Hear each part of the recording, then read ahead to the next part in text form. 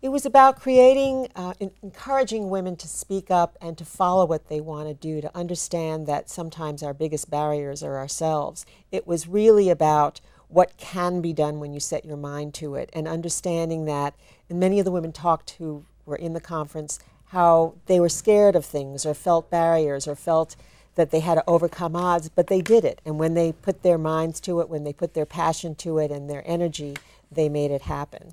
Well, it's a byproduct of some of the work we've been doing around trying to understand the longer-term changes that are occurring in the business landscape.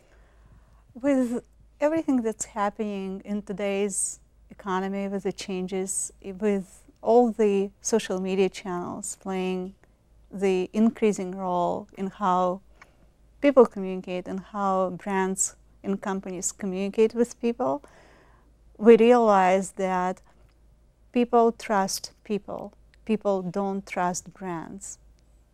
My idea was to show the diversity of women, diversity in what they do, in age, in specialties, in everything. What I was talking about today at the TED conference was the issue of gender.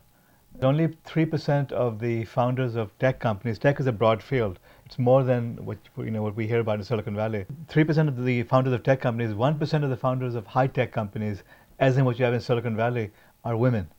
Women are ahead of men. Every parameter we looked at showed that women-run companies are more likely to succeed. I really think it's just something people don't even realize, but it's not a surprise that firms that have more women VC partners tend to make more investments in women. What makes it somewhat difficult for women to compete with men in the workforce or VCs or with the startups is the lifestyle, right? And the requirements that come with it.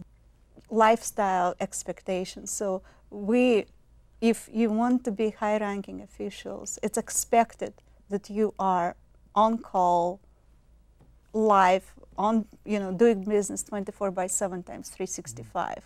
I think ultimately it's going to have to change simply because we're finding more and more that employees want to have work-life balance, men and women. My particular focus has been on young people and getting young people not just registered but engaged. The rate of voting is increasing much more rapidly in the under 30 voters than in any other age group. Women historically have not run for and been elected to office in the same numbers. One of the things about it is that women are much more self-critical than men.